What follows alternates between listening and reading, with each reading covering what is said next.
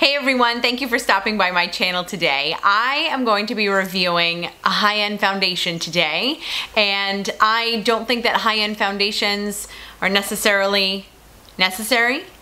But when you come across one that's really, really good and totally worth the price and the money investment, I definitely want to talk about it. So if you want to see my thoughts, opinions, and review on the Too Faced Born This Way foundation, then just keep watching. So here is the beautiful specimen. It's in a very pretty bottle. I think, quite frankly, it's actually a little bit bulky. I'm gonna cover my whole face with the bottle. I think it's a little bit bulky, and you know, it's glass. And so that doesn't make it super travel convenient, but at the same time, it's got a pump, which I love. So kind of some pros and cons with the packaging, but at the end of the day, not a big deal either way because what's inside is so fabulous. Little bit of background on what my skin is like, and so that might give you an idea of how this particular foundation might work with your skin. So I have acne. I'm just gonna say I just have acne. I was gonna say I have acne prone skin. No, I don't have acne prone skin, I have acne. In addition to having acne, I also have oily to oily combination skin. So it's more oily than anything else, but I've got this level of combination skin as well. How do I know this? Well, you know, about midway through the day, I tend to be super luminous and super dewy, you know, the kind of dewiness and luminousness where you would require blotting papers or a blotting powder of some kind. But interestingly enough, by the end of the day, my foundation tends to start to look a little bit patchy and, you know, kind of a dry skin patchy essence to it, which is just so fabulous. So I've got acne, oily with a little bit of combination, which means I've got some dry patches as well. So yeah, try to find a foundation that can address all of those concerns in one happy little bottle. So I'm just gonna start and give you my overall assessment. I actually think the Too Faced Born This Way foundation is really, really great. Despite the fact that I have those skin issues that I just described, I am really pleased with the way the foundation works with my skin. Primarily, what I love about it is, even though I'm always trying to mattify my skin, so for example, I was using Revlon's Color Stay for oily skin, and that's major. Like, that is a kind of solidified helmet that you can put on your skin, and you know, that works for different situations, but I don't on a daily basis want to be covered in so much foundation that really does a good job of mattifying but really is on the heavy side. I also, until Born This Way came along, was a major fan of the L'Oreal Infallible Pro Matte foundation, which is a mattifying foundation, but it's a demi matte, and so it isn't as mattifying as I found the way the Revlon Color Stay was mattifying. So to me, the L'Oreal Infallible was an upgrade from the Revlon. And I thought all of my prayers had been answered until Born This Way came along. First of all, can I just say that the marketing behind that is pure genius. Born This Way? Yes, I want to wear a foundation that makes you think my skin looks this good naturally. And that's kind of what it does. It doesn't appear like you're wearing a layer of foundation on your face, which I think is what we primarily strive for every day anyway when we start putting foundation on. I love the Too Faced Born This Way for this reason primarily though, which is kind of what I started talking about before and then totally went on another tangent. Born This Way totally works as a mattifier, but not to the extreme. I don't wind up looking dewy and luminous after like 10 minutes, which PS is what the Giorgio Armani Luminous Silk foundation did for me. I mean, it's got luminous in the name, right? I had that on and 10 minutes later, I was glistening. It looks like I just finished a major cardio routine or something. And so I was not a fan of the Giorgio Armani foundation. Born This Way though, interestingly, keeps me pretty matte, yet doesn't like I said, doesn't look like it's just this layer of foundation. So for those days where staying matte is just not going to happen, for example, a day that's really hot, or maybe a day that I'm going to be running around a lot, where the idea of actually having matte looking skin the entire day just really is not a reality.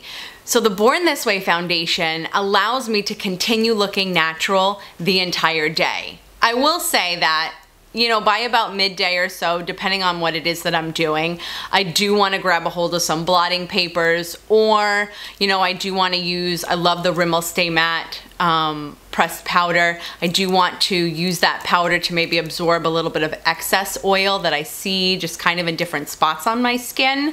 So the fact that during the day I only have to deal with a small level of excess oil, to me, is the essence of what natural skin does. And to have a foundation that not only covers my flaws and my acne and my blotchy areas, you know, etc., to have a foundation that can take care of evening out my skin, but then also kind of mimic what natural, normal looking skin would do, I just think is just the perfect combination. Let's talk about a couple of the specific details about this foundation. The coverage, they say, is medium to full coverage. It's definitely medium coverage. It is only full coverage if you build it that way. And that's actually okay, because you'd rather start off a little bit lighter, and if you're able to build it without it looking cakey, then that's a score too. So it is full coverage only if you apply more than one layer, which is actually what I'll do, is I'll put it on my entire face, and then areas like my nose, around my chin, and a little bit here under my eyes, where I tend to get a little bit red, would be an area where I would apply like a second coat. A second coat? Yeah, I guess it's a second coat of foundation.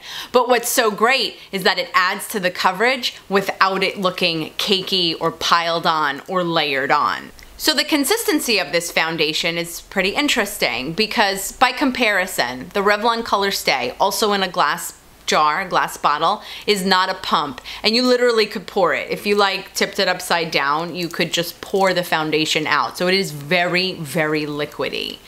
The L'Oreal Infallible Pro Matte, that foundation is almost like a mousse. So you can kind of, I don't know if it's gonna play off on camera very well, but it's just, it's light. The Born This Way foundation has a very interesting consistency to me, and I think that it's the key to allowing you to build layers and giving you the level of coverage that you want.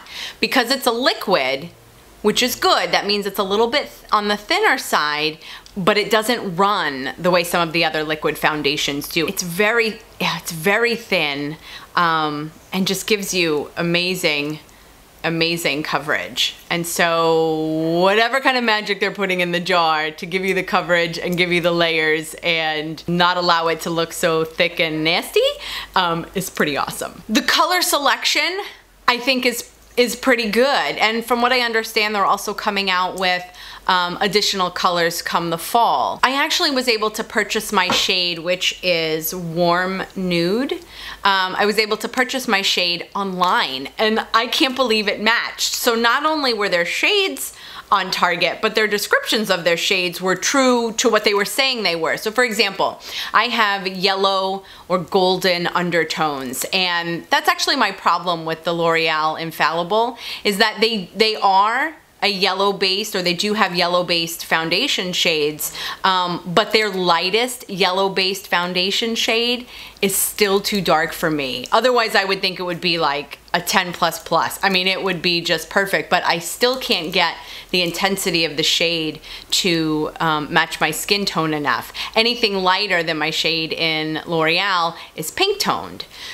Born This Way has both pinky beige undertones as well as golden or neutral undertones, and that's exactly what my shade is. It's a warm nude, so it's not light. It's a step more than light, but it has the yellow undertones, and I don't think I've ever had a foundation that matched my skin tone so perfectly. And of course, I think my skin tone is nearly impossible to match because I think I'm that unique and that different. But kind of the canvas of our face is our foundation, and if it's not matching what our skin tone is, or even what your level of fake tan is, if it's not matching, anything you do on top of that is just gonna look like a mess. And so I am really pleased, especially for yellow undertoned or golden undertone skinned people. I'm really pleased with their shade selection. And again, the fact that they were able to describe to a T what each of their shades looked like and allowed me to purchase it online and have it match so flawlessly, I'm really impressed. And then finally, just kind of a couple other notes. The foundation feels really good. I don't feel like, even in areas where I apply a little bit more, I don't feel like I'm wearing a lot of makeup. It feels so light and so natural, yet I can still feel confident and assured that whatever it is I'm trying to cover up on my face is actually being taken care of. Because sometimes I use a lighter foundation and I just feel like it's either too cakey because I'm asking it to do more than it's capable of, or it just isn't adequately creating a flawless canvas for me. And so this foundation actually feels really good, which I think is important because we want to look good, but we don't want to look good and not feel good all day, because if you're not feeling good while you're trying to wear some particular makeup or foundation, if you're not feeling good, it's going to show. And so we want to look good, but we also want to feel good, and that is also what I love about this foundation. So like I said, even with my oily skin, I feel like that it does a really decent job of mattifying my skin, but still doing so in such a natural way that I really couldn't ask for much more from it. I couldn't ask for much more from Born This Way.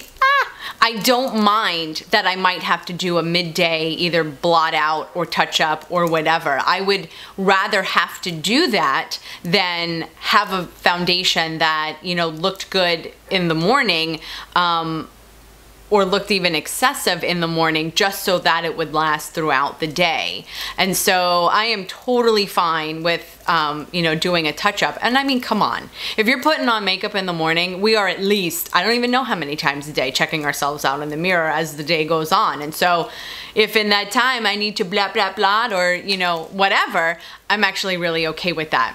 It is $39, which would be about 3 times as much as my current drugstore fave, which is that L'Oreal Infallible. It's like 3 times as much, and I think it's so good. I'm okay with the price. Again, I've said before, you know, whenever you can save money and get a less expensive version of something, if it's performing as well or almost as well, go for it. But there are times where you definitely do need to step up and pay a little bit more, because at the end of the day, you really can get what you pay for. And I think the dollars you're investing in Born This Way, for those reasons that I've already gone over, I think it's a really good investment. And again, you know, when it comes to foundation, some people live by some drugstore ones, other people live by their high-end ones. But the most important thing is that you have to have a really good base and a really good canvas to then apply the rest of your makeup. And it varies person to person, depending on what your skin tone is. I'm saying, even though by nature I tend to be pretty cheap, I am saying that 39 bucks, which is basically, let's just say it, is $40. I mean, I wish it were less. That would be great. Which reminds me that actually when Sephora has their sales 15% or 20% off, I might wind up actually even stocking up on this and being able to save a few bucks. But you really do get what you pay for, and I think in this case, you're getting a lot of, and here comes a cliche, bang for your buck. So those are my thoughts on the Too Faced Born This Way foundation. Definitely give it a try. If you're on the fence and $39 works into your budget, definitely give it a shot and see how your skin likes it. If you have a minute, give me a thumbs up, subscribe, follow me on Instagram or Twitter. But mostly, thank you so much for stopping by. In the meantime, I hope you have a really great day, and I cannot wait to see you in my next video. Thanks. Hey everyone, thank you for stopping by my channel today. I have a piece of hair in my mouth. Ew.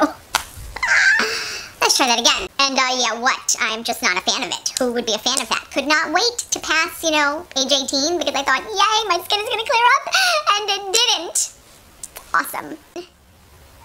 I'm sorry, I'm still just so stunned by that statement. Try to find a foundation. I was using Revlon's Revlon Color Stay. And so I was not a fan of So the fact that I have to... Looks like there was something hanging from the... I'm imagining things. I have no idea. Okay, whatever. Anyway, and it's airy. Is that a good description? How do you describe a foundation on camera? And now it's all over my hands.